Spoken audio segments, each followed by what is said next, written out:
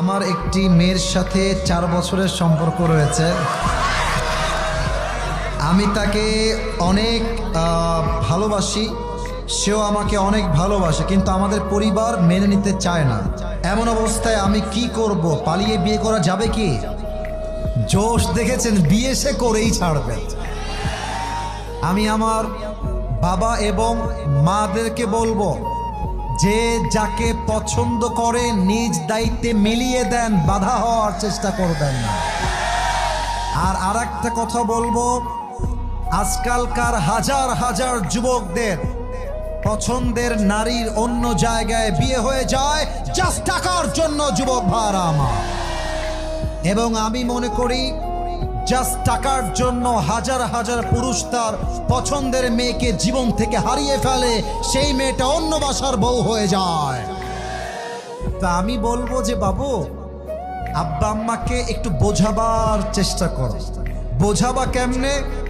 Late me give you some example on this matter. কিছু উদাহরণ দেওয়ার চেষ্টা করি।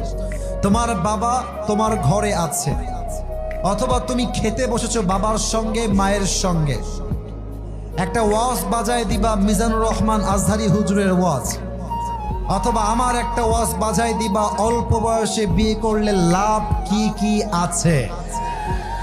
ওয়াজটা বাজাই দিয়ে সোজা ওয়াশরুমে চলে যাবা, বাথরুমে গিয়ে 10 মিনিট থাকবা, আব্বা আম্মার সামনে ওয়াজটা বাজবে, আব্বা আম্মা শুনবে, আবার তুমি এসে বসে যাবা। আব্বা আম্মা যদি বুদ্ধিমান হয়ে থাকে বুঝে যাবে আমার ছেলের চরিত্র রক্ষার জন্য বিয়ে ছাড়া সেকেন্ড কোনো অপশন আমার কাছে নাই।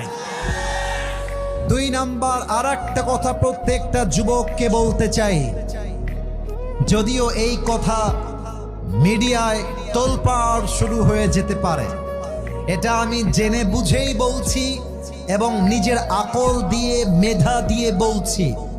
আমি বলতে চাই, পালিয়ে বিয়ের ক্ষেত্রে 2টা মতামত আছে। একটা মতামত হচ্ছে ফানিকাহুহা বাতিল।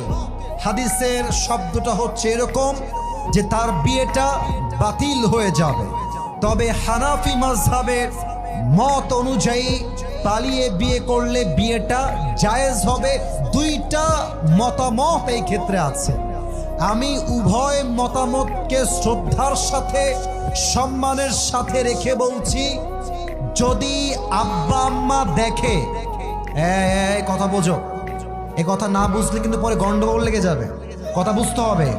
যদি আব্বা আম্মা দেখে